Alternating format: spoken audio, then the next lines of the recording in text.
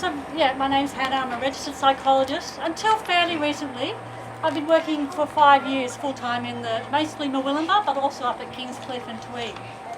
And so I'd like to just talk briefly about the impact of this closure of these services on the community and I guess my role as a psychologist in that community. But before I do, we've heard the words of Nelson Mandela and a few others, but I just wanted to, I'd read this recently, a post on Facebook by Elizabeth Gilbert, of all people, Eat, Pray, Love. Yeah. Also Big Magic. Yeah. Okay, I just want to say this, is talking to women. For centuries, women's voices have been silenced. Now, if you're lucky enough to have been born at a moment in history when you can actually speak in public, when you are allowed to actually exist in the world as an autonomous human being, please don't remain quiet and small. So if the external bonds of oppression have been lifted from you, please don't oppress yourself by staying quiet in the corner, just as your great-grandmothers did out of necessity. Please use your voice. You will have a bigger and richer life for it. Also, by using your voice in public, you will empower your sisters to feel more confident about using their voices. Are there consequences for you telling your story in the world, for having a public voice? Well, sure. Might you be rejected? Yes. Will you get criticised? Oh, hell yeah, she says. Is there sometimes a backlash? Yep. Can you expect to fail? You bet. It's all part of the learning process. Is it still better than being silent in the corner? Absolutely. In big capitals. Thank you. Well, these are her words. So please do whatever you can in order to live your life out loud. Please speak up. Please start businesses. Please run for public office. Please launch a non-profit. Please ask for that raise at work and fight for that promotion. Please acquire property and bank accounts that are in your own name. Please be an activist. This is my turn at being one. My first time. Please make books and art and music. Please demand to be seen and heard and respected. Please make some noise in this world. So I offer those as words of encouragement because they have encouraged me to come along today and speak out publicly. This is the first time I've used my public voice. I'm used to those counselling rooms, one-on-one, maybe small groups, but nothing like this. So I offer those as words of encouragement because they have encouraged me to come along today and speak out publicly. This is the first time I've used my public voice. I'm used to those counselling rooms, one-on-one, maybe small groups, but nothing like this. And also I've actually been inspired by the women before me. I went to the rally on Monday and I've been inspired by the women who spoke out there and the work and the efforts of these women who have already started to try and recover these services. So I'd like to make some noise about what's happened. I was away at the time, and apologies for the notes, but first time, and I'm not as composed as young Jasmine there when she spoke out. I was truly shocked by the announcement.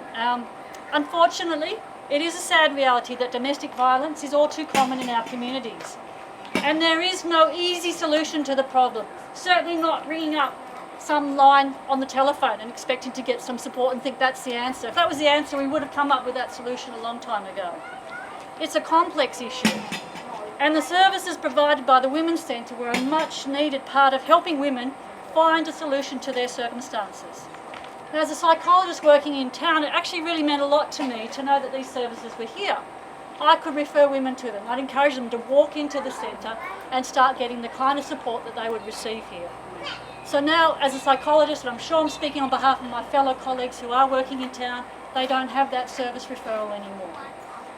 Now, although the services provided by psychologists such as us can assist women deal with the impact of domestic violence, the 6 to 10 visits that you can get in a year that need to be approved by a GP and booked in advance are just not enough for a woman caught in the cycle of domestic violence.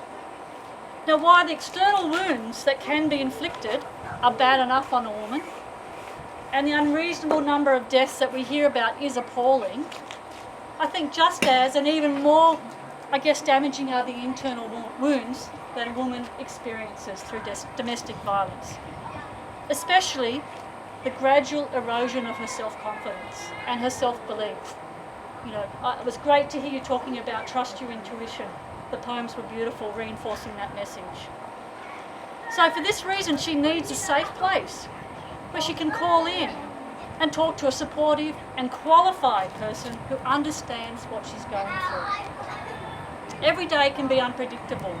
There will be days when she needs someone to reassure her that her feelings are normal, or to help her problem solve when she doesn't know what to do, or to reassure her when she starts to doubt herself and decision making, or to help her see that certain behaviours are unacceptable. Because when you are experiencing either physical, mental or emotional abuse, it's just too easy to lose your perspective. It can really mess with your thinking and feelings. As I said, it's a complex issue. And not only this, the services provided by this centre assisted with prevention and early intervention, as Ilse mentioned. Now we know that this is always much more cost effective in terms of dollars spent. But not only that, early intervention is going to help minimise the personal, long-term effects of domestic violence that a woman and her family can experience. Now, a woman shouldn't have to wait until her situation is desperate enough that she's at risk of being homeless before she can even get the minimal support that now exists with the closure of these services. So, take some time to look at your fact sheet about what was being provided and what now is proposed to be, or what's supposed to be in service now. I'd just like to say, I guess personally now with my personal hat on, I feel it's shameful that these services were closed when we know how prevalent domestic violence is and the impact it has on women and their families. It's shameful that it was closed just before Christmas at a time when many women would need extra support. It's shameful in the way in which the women's centre workers were treated during the closure. I've heard stories about the police coming along to make sure they handed in the keys. And we heard about the whole due process that wasn't followed. Now, the women and their families of this community deserve to have this centre open 5 days a week is what they needed, not somewhere where they can book in advance and maybe get some support at a time that doesn't really help them.